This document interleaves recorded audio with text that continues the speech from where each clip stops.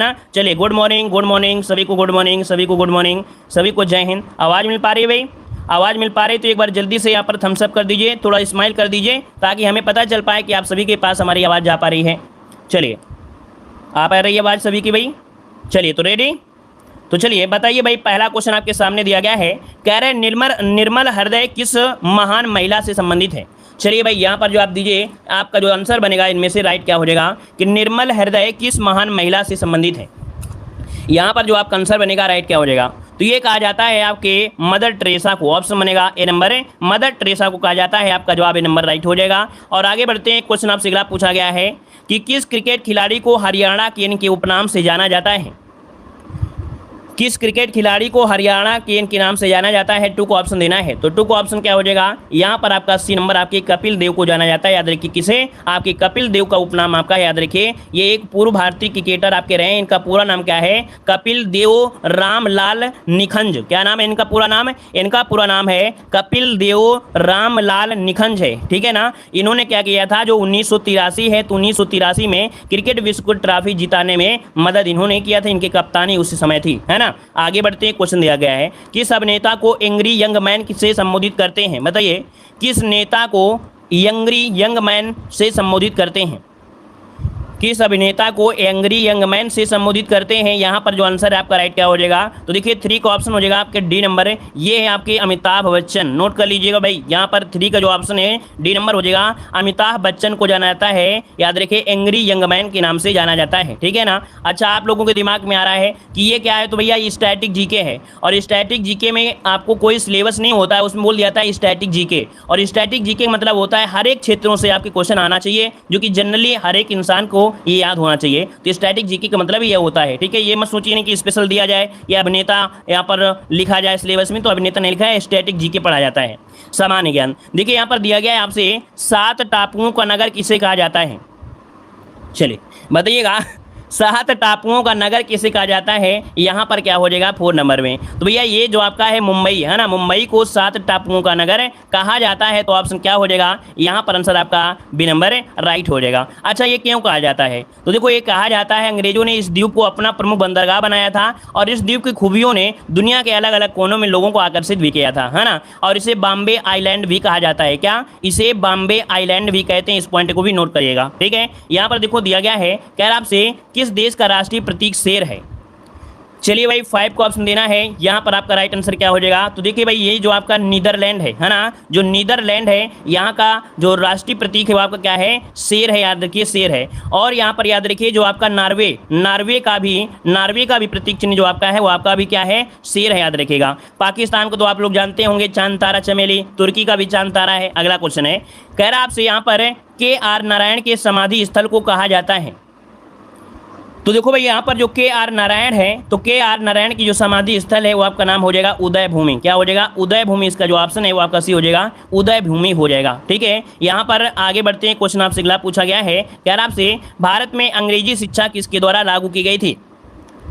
और आप लोग पेपर उठाकर देख लीजिए, पिछली बार ये क्वेश्चन आपका पूछा गया था, सेम टू सेम पूछा गया था। तो यहाँ पर जो आपका आंसर राइट बनेगा इनमें से क्या हो जाएगा, तो भारत में अंग्रेजी शिक्षा किसके द्वारा लागू की गई थी 7 नंबर में, तो ऑप्शन बनेगा सी नंबर विलियम बेंटिंग के द्वारा। किसके द्वारा भाई, विलियम बेंटिंग। जिसका भी ऑप्शन आ रहा है बहुत अच्छा जवाब आ रहा है, ऑप्शन सी हो जाएगा। अगला यहाँ पर दिया गया है, कह रहा है महारानी विक्टोरिया ने भारत की महारानी की उपाधि किस वर्ष किया था, अर्थात किस वर्ष धारण किया था भारत की महारानी। चलिए इस क्वेश्चन में लगभग देखा जाए काफ़ी लोगों के जवाब जो हैं वो आपके गलत आने होंगे। लगभग 80% होंगे जिनके जो जवाब हैं वो लगभग आपके गलत होंगे। तो देखते हैं क्या आप लोगों का सही जवाब यहाँ पर बनेगा या नहीं बनेगा। देखिए भाई यहाँ पर आपका जो लोग दे रहे हैं ए नंबर, भैया यहाँ पर ए नंबर जो आपका दिया है 1858, उसमें ये नहीं कहा गया था कि नहीं महारानी की उपाधि दिया था, है ना। महारानी की उपाधि नहीं दिया था, ये दिया था 1870 में। इसका जो ऑप्शन है वो आपका बी हो जाएगा। कह रहा है महारानी विक्टोरिया ने भारत की महारानी की उपाधि किस वर्ष किया था, तो 1877 में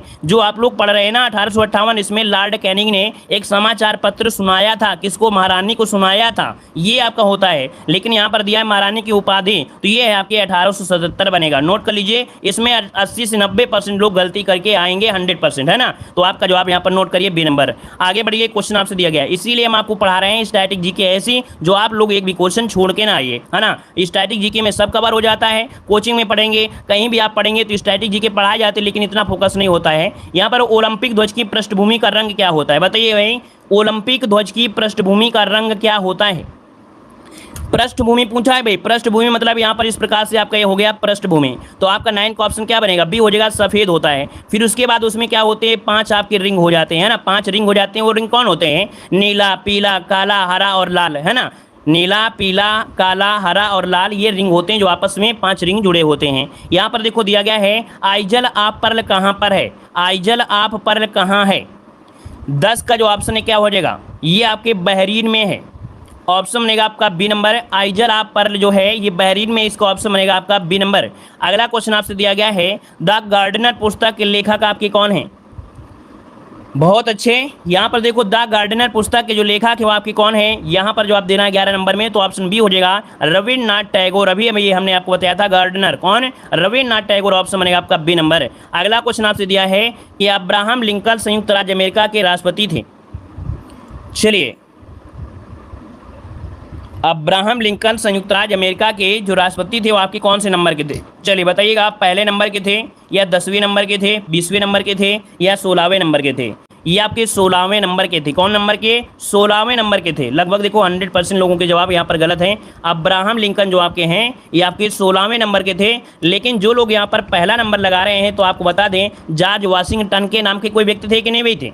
जॉर्ज वाशिंगटन नाम के कोई व्यक्ति आपने पढ़ा है कि नहीं पढ़ा है? जॉर्ज वाशिंगटन, जॉर्ज वाशिंगटन आपने पढ़ा है कि नहीं पढ़ा है? तो भैया जो पहला सोच के दे रहे हैं वो नाम है जॉर्ज वाशिंगटन। तो पहले जो आपके थे वो जॉर्ज वाशिंगटन थे, ठीक है ना। तो अब आप समझ गए होंगे जॉर्ज वाशिंगटन, ठीक है। तो ये भी पॉइंट नोट करिएगा, ये सब चीज़ें कॉमन है, बिल्कुल आना चाहिए। देखो दिया गया है, स्वर्ग में गुलामी करने से अच्छा नरक में शासन करें, यह कथन जो है वो आपका किसका है? चलिए, कुछ सीखने को जरूर मिलेगा आप लोगों को, और वो चीज़ सीखने को मिलेगा जो आप लोग भूल गए हैं, ठीक है ना। वो चीज़ सीखने को मिलेगा जो आप लोग भूल गए हैं, और वही जो एग्जाम में आना है। बताइएगा कि स्वर्ग में गुलामी करने से अच्छा है नरक में शासन करें, यह कथन किसका है?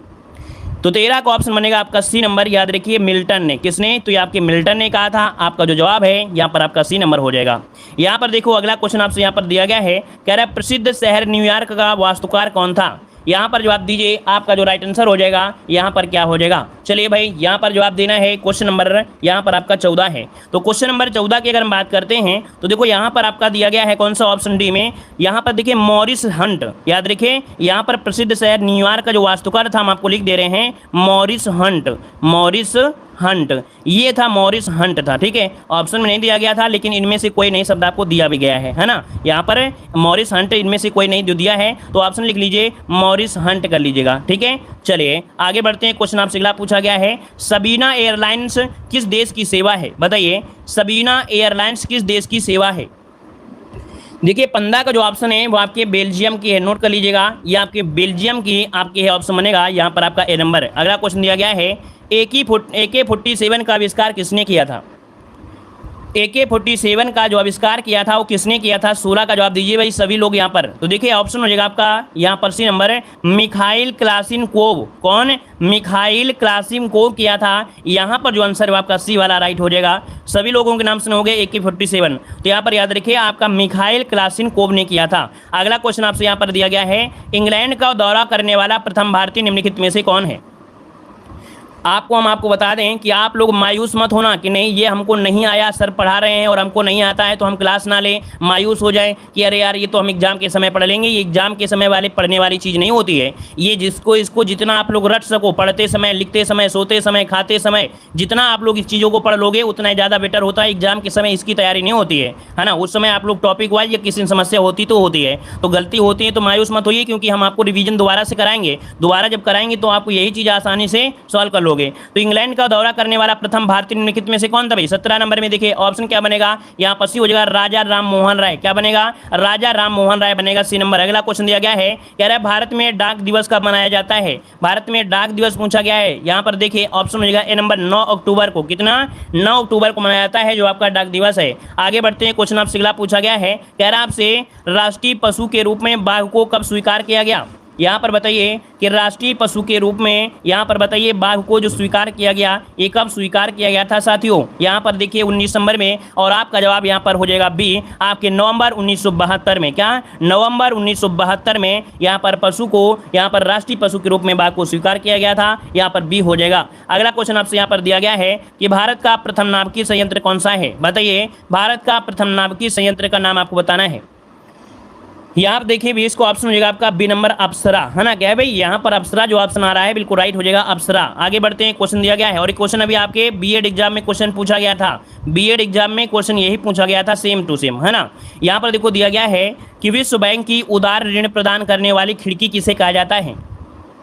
विश्व बैंक की उदार ऋण प्रदान करने वाली खिड़की किसे कहा जाता है 21 नंबर में? तो ऑप्शन हो जाएगा आपका बी, ये जो आपकी है आईडीए, अर्थात जो अंतर्राष्ट्रीय विकास संघ है। आईएमएफ मत लगाइएगा क्योंकि आप लोग ना आईएमएफ लगा देते हो भाई, है ना। ये आपकी गलती होती है, आप बहुत जल्दी से आईएमएफ में पहुंच जाते हो कि विश्व बैंक की उदार ऋण। तो यहाँ पर याद रखिए विश्व बैंक की उदार ऋण प्रदान करने वाली खिड़की बोलते हैं आईडीए, अर्थात अंतर्राष्ट्रीय विकास संघ को बोला जाता है। ऑप्शन नोट करिएगा, बी नंबर इसका हो जाएगा। जिनसे गलती हो रही है उस क्वेश्चन को स्क्रीनशॉट जरूर लीजिएगा। और वीडियो भाई पसंद आ रहा है और आपको लग रहा है ना कि बहुत जानदार तैयारी हमारी इस चैनल से होगी और हमारे बहुत बेहतरीन नंबर आएंगे, तो आप लोग भाई चैनल को सब्सक्राइब करने के साथ साथ वीडियो को लाइक जरूर करिएगा भाई, ठीक है। वीडियो को लाइक जरूर करिएगा। यहाँ पर देखो आपका क्वेश्चन आ गया है, एनकेपी साल्वे ट्रॉफी किस खेल से संबंधित है? एनकेपी साल्वे ट्रॉफी किस खेल से संबंधित है 22 नंबर में? तो 22 का ऑप्शन बी हो जाएगा, आपके क्रिकेट से संबंधित है। देखिए जवाब लगभग सभी का आ गया है, आपके क्रिकेट से संबंधित है। और अगला क्वेश्चन आपसे दिया गया है कि इंटरनेशनल ओलंपिक कमेटी का मुख्यालय कहाँ पर स्थित है? यहाँ पर देखिए ऑप्शन हो जाएगा बी नंबर आपके लुसाने जो कि स्विट्जरलैंड में है। कहाँ पर है? लुसाने जो कि आपके स्विट्जरलैंड में है। ऑप्शन क्या बनेगा? यहाँ पर बी नंबर है, राइट हो जाएगा। और अगला क्वेश्चन यहाँ पर आपसे दिया गया है कि मैच शुरू करने के लिए कबड्डी की टीम में कम से कम कितने खिलाड़ी आवश्यक होते हैं?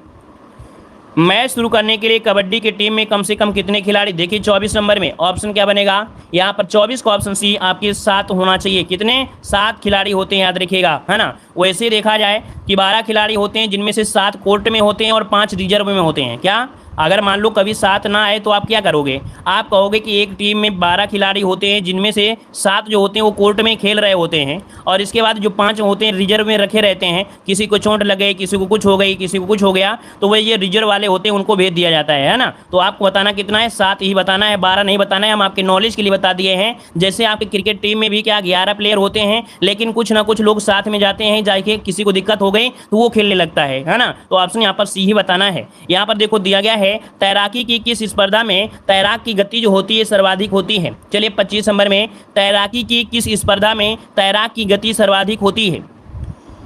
तो ये होती है फ्री स्टाइल। क्या होती है? Free style. यहाँ पर जो आंसर है आपका ए नंबर हो जाएगा, फ्री स्टाइल इसको बोलेंगे। आपका जवाब बनेगा ए नंबर, फ्री स्टाइल। आगे बढ़ते हैं, क्वेश्चन आपसे दिया गया है ब्लू हाउस किस देश में राष्ट्रपति का निवास है? यहाँ पर बताइएगा कि ब्लू हाउस किस देश के राष्ट्रपति का निवास स्थान है। 26 का ऑप्शन देखिए आपका डी हो जाएगा, दक्षिण कोरिया। क्या हो जाएगा? दक्षिण कोरिया है। याद रखिए इसका जो ऑप्शन है वो आपका डी नंबर हो जाएगा। व्हाइट हाउस होता तो भाई क्या जवाब देते हैं आप? बताइए। अगर यहाँ पर ब्लू हाउस है तो भैया आपका दक्षिण कोरिया है, लेकिन यहाँ पर अगर व्हाइट हाउस होता है तो आप लोग बोलते हैं भैया अमेरिका में व्हाइट हाउस है। आगे बताइए, क्वेश्चन है राइटर्स न्यूज एजेंसी है, ये बताइए राइटर्स न्यूज एजेंसी है, तो ये जो न्यूज एजेंसी है वो किस देश की समाचार एजेंसी है? राइटर्स। यहाँ पर 27 में ऑप्शन यहाँ पर हो जाएगा क्या? यहाँ पर देखिए 27 का ऑप्शन बी हो जाएगा, ब्रिटेन है। किसकी है? तो ये ब्रिटेन की ऑप्शन बी नंबर है, राइट हो जाएगा। आगे बढ़ते हैं, क्वेश्चन आपसे अगला पूछा गया है। यहाँ पर आपसे कह रहा है वह संस्था जिसके द्वारा वर्ल्ड इन्वेस्टमेंट रिपोर्ट जारी की जाती है।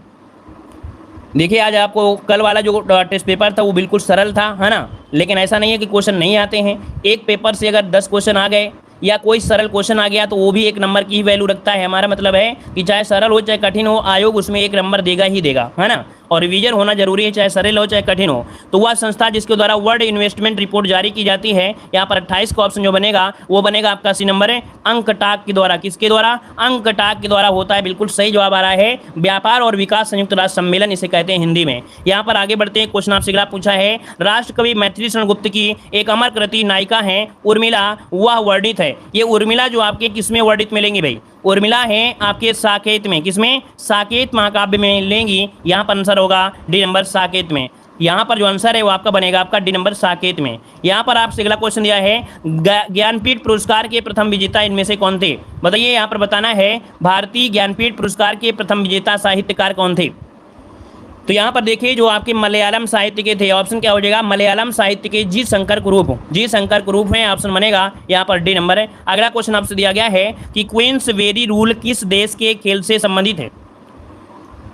कह रहा है क्वींसबेरी रूल किस खेल से संबंधित है भाई? किस खेल से पूछा गया है? तो क्वींसबेरी रूल ये जो आपके संबंधित है, नोट करिएगा, यहाँ पर आंसर डी हो जाएगा मुक्केबाजी से है। किससे है? मुक्केबाजी से, ऑप्शन हो जाएगा डी नंबर। अगला क्वेश्चन आपसे दिया गया है, इंग्लैंड का एंटी स्टेडियम किस खेल के लिए मशहूर है? इंग्लैंड का एंटी स्टेडियम किस खेल के लिए मशहूर है? 32 नंबर में। 32 को ऑप्शन सी आपके घुड़दौड़ के लिए जाना जाता है। किसके लिए? घुड़दौड़ के लिए। जितने लोग भी यहाँ पर नए हैं, हमने बता दिया है, चैनल को सब्सक्राइब करें, वीडियो को लाइक करें और एक अपनी नोट्स बना ले, क्योंकि स्टैटिक जीके की जब तक नोट्स नहीं बनाएंगे तब तक ये खत्म हो जाएगा। और एक बार नोट्स बना लोगे तो ये एक बार में रट भी जाएगा। दो तीन दिन या 10 दिन में एक बार रिवीजन कर लोगे तो ये चीज़ें रट जाएंगी। ऐसे ये चीज़ें रटेंगी नहीं, याद रखिएगा। कोई हिस्ट्री पॉलिटी नहीं है कि कोई क्रम होता है, कोई सीरीज होता है, कोई ट्रिक होती है। इसकी स्टैटिक जी की कोई ट्रिक आपकी नहीं है, इनमें कोई लिंक नहीं होता है, सब अलग अलग होते हैं। तो नोट्स जरूर बनाइएगा। ये घुड़दौड़ है। अगला क्वेश्चन दिया है, हिंदी में प्रथम आंचलिक उपन्यास। तो हिंदी में प्रथम आंचलिक उपन्यास यहाँ पर 33 में आपके यहाँ पर हो जाएगा कौन सा भाई? चलिए भाई, यहाँ पर जवाब दीजिए, हिंदी में प्रथम आंचलिक उपन्यास है।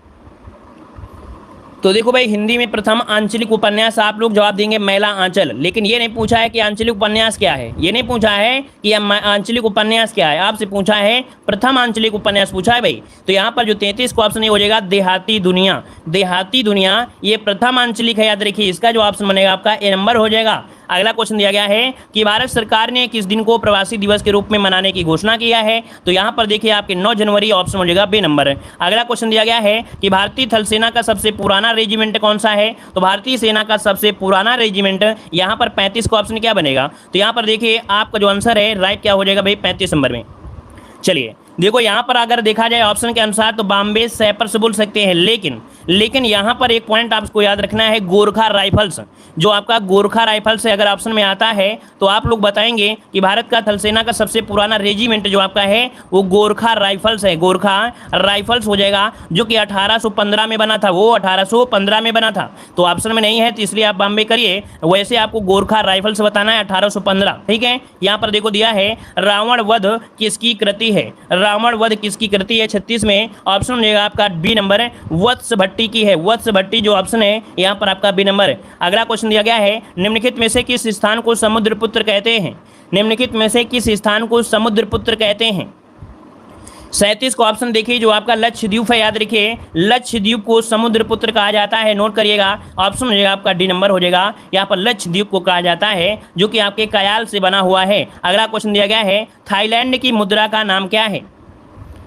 चलिए 38 को ऑप्शन दीजिए, थाईलैंड की मुद्रा का नाम क्या है? बाहत। क्या है भाई? बाहत, जो कि ऑप्शन यहाँ पर आ रहा है कौन सा? बी नंबर हो जाएगा। आगे बढ़ते हैं, क्वेश्चन आपसे अगला पूछा गया है, क्रिकेट का ब्रेबॉर्न स्टेडियम कहाँ पर है? क्रिकेट का ब्रेबॉर्न स्टेडियम कहाँ पर है भाई? यहाँ पर जितने भी लोग क्रिकेट देखते हैं तो बताइए भाई, यहाँ पर क्रिकेट का जो ब्रेबॉर्न आपका स्टेडियम है वो आपके कहाँ पर मिलेगा देखने को आपको?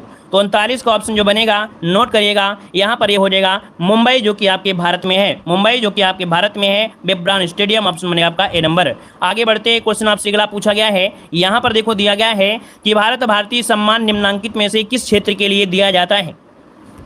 भारत भारतीय सम्मान निम्नलिखित में से किस क्षेत्र के लिए है? 40 नंबर में भाई ऑप्शन हो जाएगा साहित्य सृजन और हिंदी के लिए। मतलब ऑप्शन जो है आपका ये हो जाएगा साहित्य सृजन एवं हिंदी के लिए होता है। अगला क्वेश्चन आपसे यहाँ पर देखो दिया गया है, संयुक्त राष्ट्र संघ की आधिकारिक भाषाएं कौन सी हैं?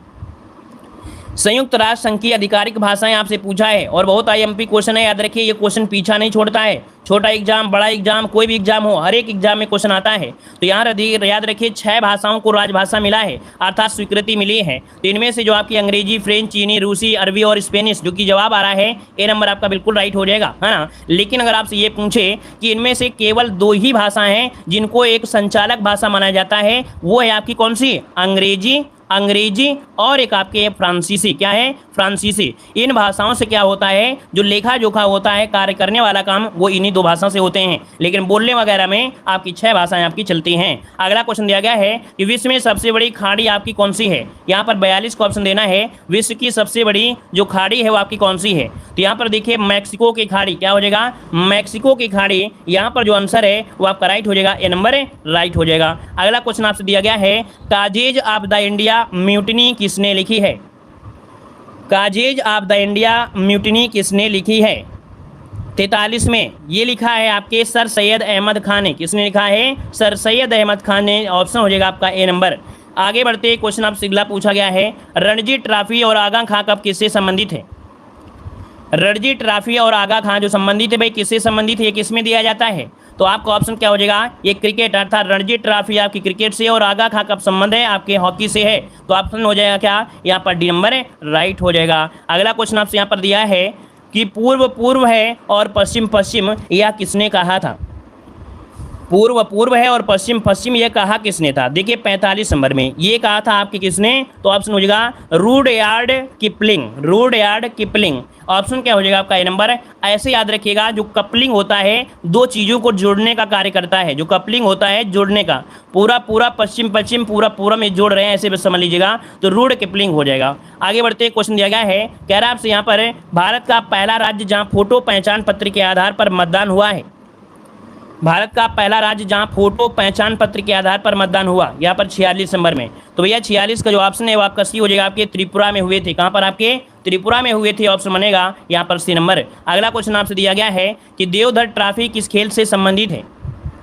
देवधर ट्रॉफी जो है किस खेल से है भाई? तो ये आपके दी जाती है किसमें? आपके क्रिकेट से संबंधित है। किसे? आपके देवधर जो ट्रॉफी है वो किसे है? आपकी क्रिकेट से है। अगला क्वेश्चन आपसे यहाँ पर देखो दिया गया है, कह रहा है निम्नलिखित में से किस खिलाड़ी को पुगिलिस्ट कहा जाता है?